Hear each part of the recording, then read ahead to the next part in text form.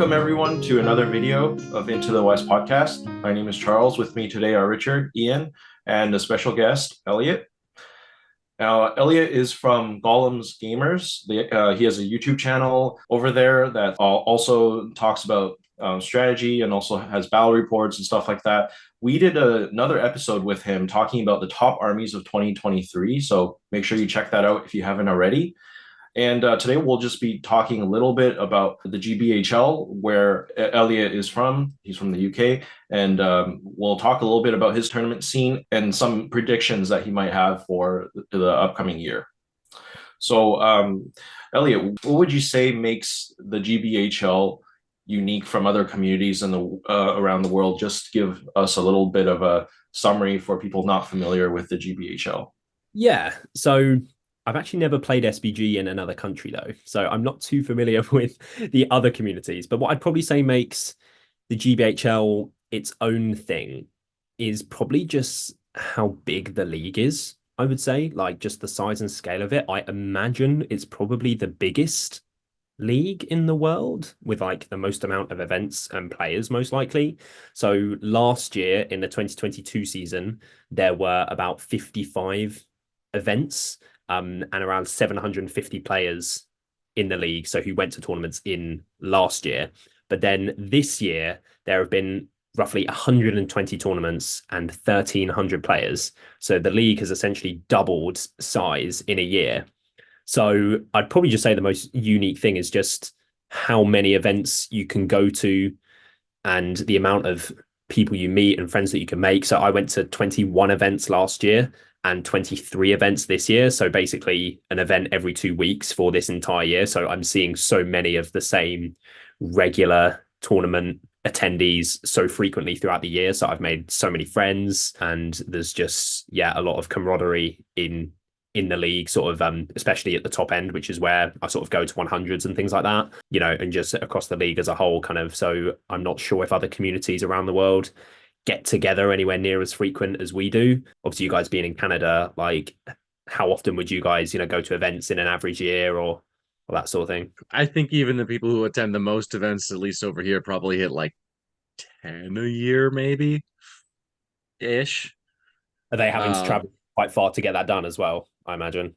yeah, it depends. We had, what was it, like 3 or 4 years ago, where I think I was the only person who went to every single event we hosted that year, but that was like all of them were like local ones, like within Right. an hour's drive of here. Yeah. Now that it's expanded and our community is like down into the States a lot more, it's a lot of like local smaller groups that go to like most of their own events, and then we get like interchange for the bigger ones. Gotcha. But that being said, like that driving time, like from where we are down to like Portland, which is kind of about as south as we go, that's like a 6 hour drive. So that's like the same kind of thing as like your Yeah. maximum for the GBHL, right? Yeah, the max. And I mean, it's just, with kind of just the UK being quite small, kind of most people, if they want to, can really attend most events. Like, especially me being from just outside of London, there's lots of events kind of in the south and like the Midlands. So Nottingham is obviously where Warhammer World is. So there's a really big community of top players and everything in Nottingham, and that's only like 2 hours from everyone in the south, essentially. So there's just a big community of people who want to go to lots and lots of different events, and they're all quite close together. So that just kind of naturally forms quite a close-knit community of people. Tickets for these 100s sell out almost instantly. I'm sort of known amongst the league for just buying like 10 of it. 10 event tickets instantly as soon as they go live, and it just says my name 10 times on the event page. I suppose you could buy 2 bins. So there's so many people wanting to go to these events. They sell out almost instantly. In a couple of weeks, there's Into the West, which is in Cardiff, or by the time this goes out, it might have already happened even, which is like 120 players at that event, which is like the biggest event that we host in Wales. Yeah, there's lots of people going to these events, and I just think that's really unique, I think, to the GBHL.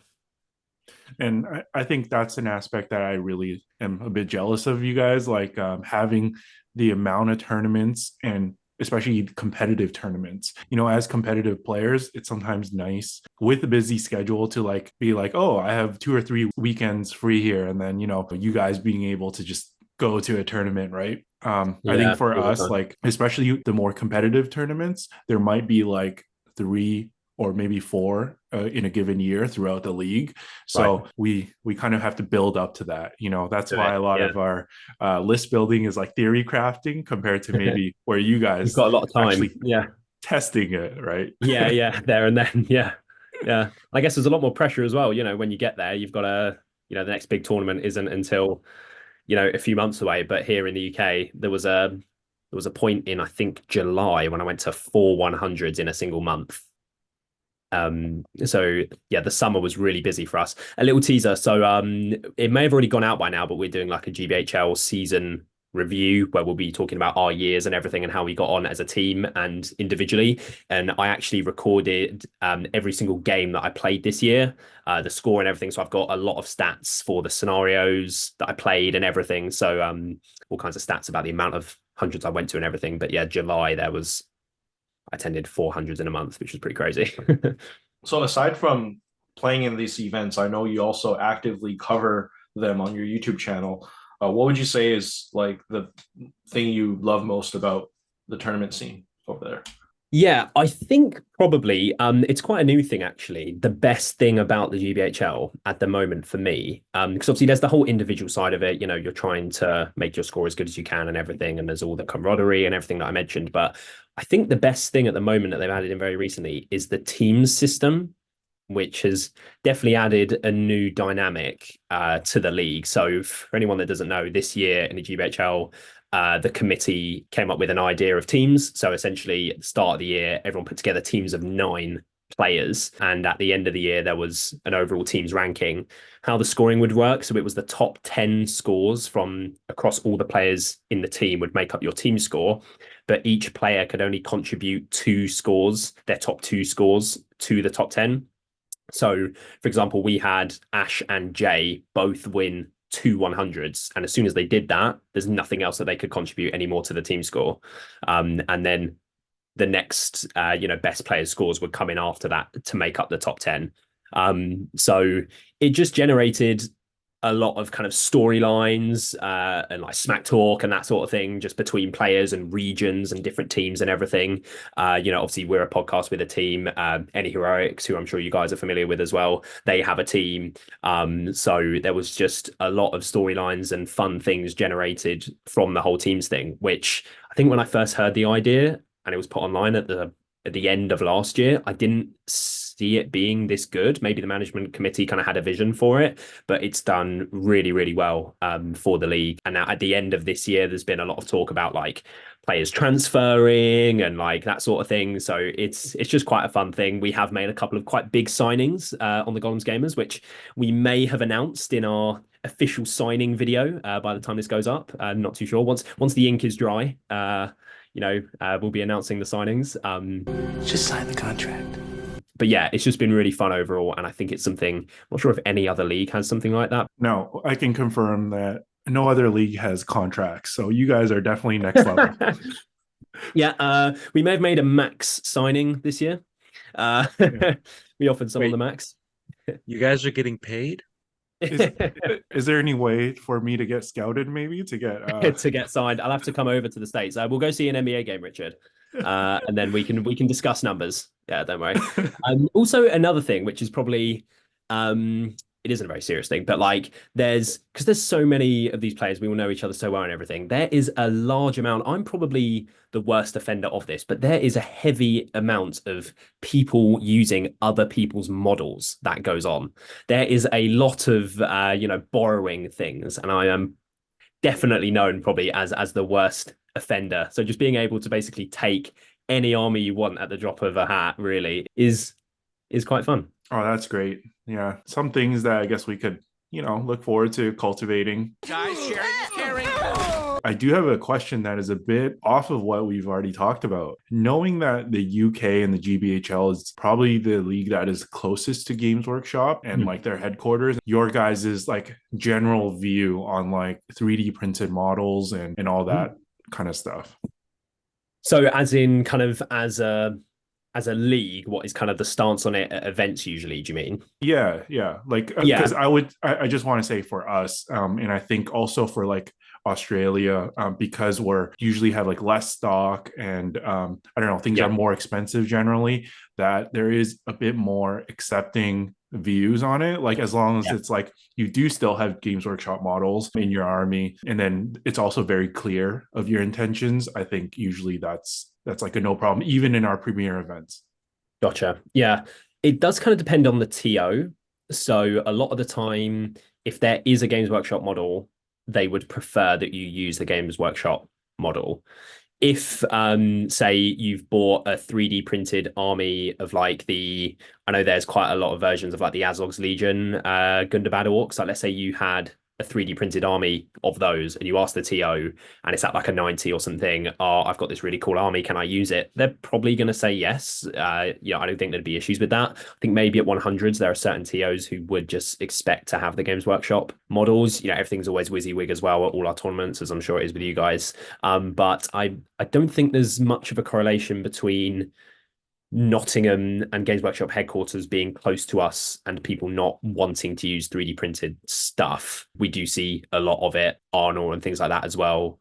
People proxy with 3D printed stuff. Talking about Games Workshop specifically, though, they run events at Warhammer World and they are very no on using 3D printed stuff, obviously. Having worked at Games Workshop as well, if someone would start talking about 3D printed stuff in our store, that was something I was told to shut down immediately.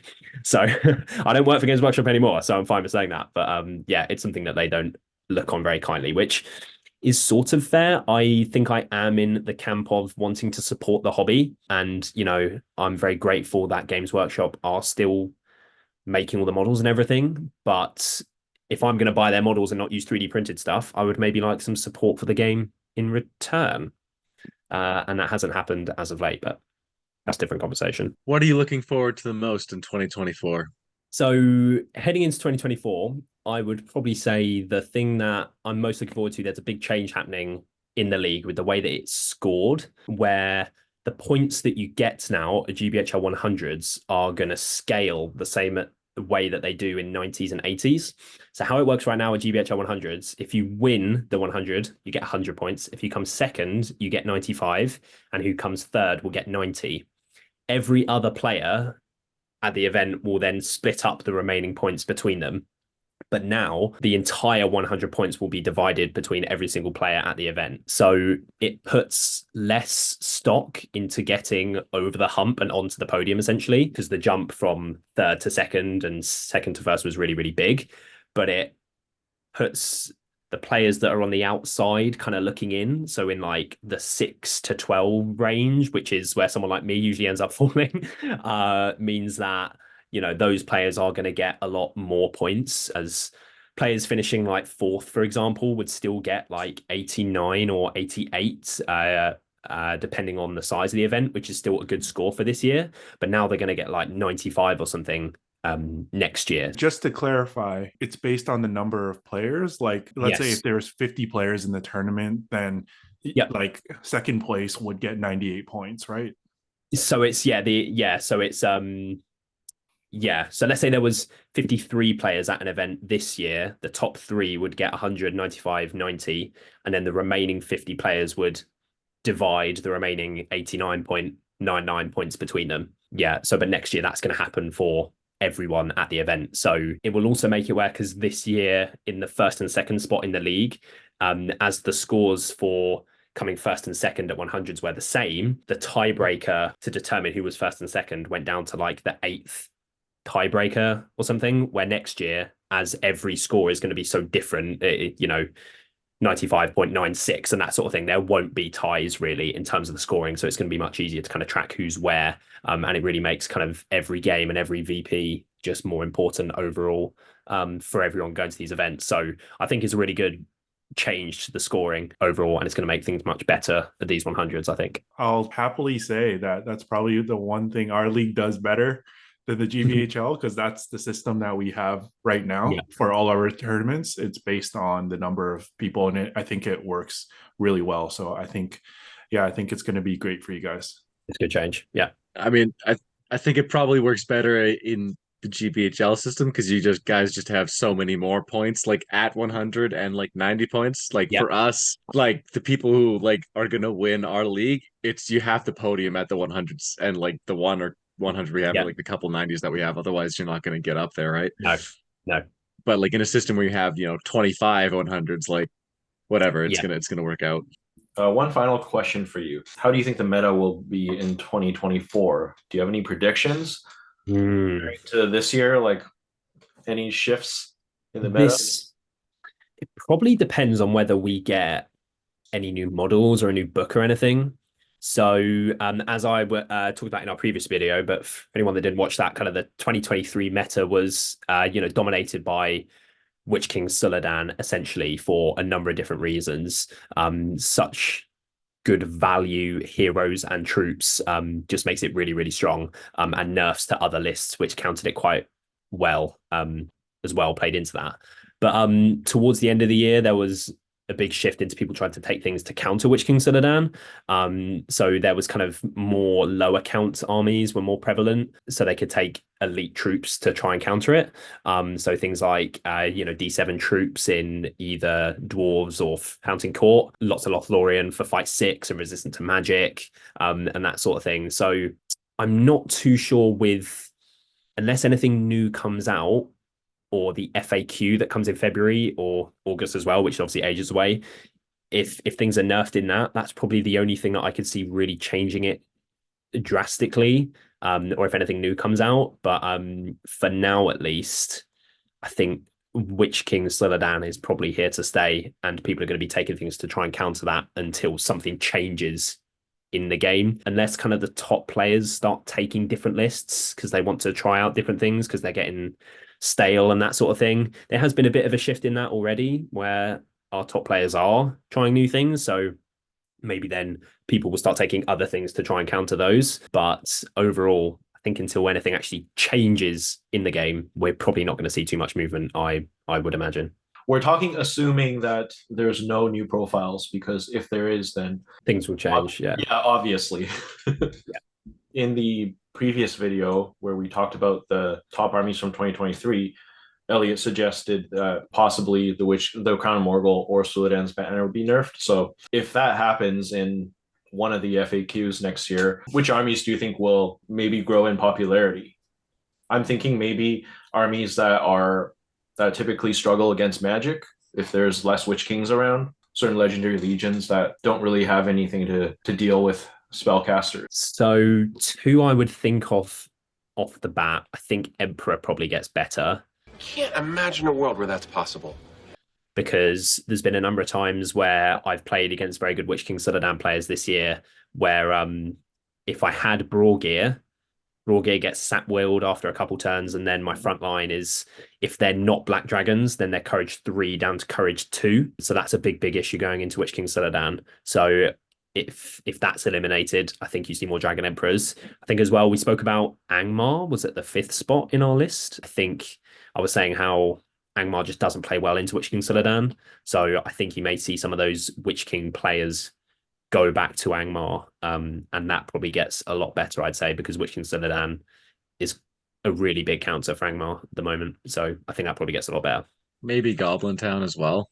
Just if they're playing that Courage build with the Black Númenóreans and Witch King, if you don't have to worry about that as much. It sucks for Goblin. Yeah, and just you're seeing Black Num front lines absolutely everywhere. So yeah, lots of things are going to get better, but I'd probably say Angmar would come back in quite a lot, I'd say. Well, Eliott, thanks for coming on to the podcast and talking to us a little bit about the GBHL. Really great to have you.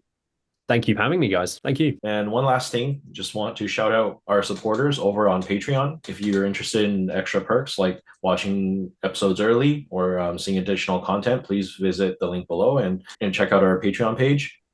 Once again, thank you all for watching, and look forward to the next episode of Into the West podcast.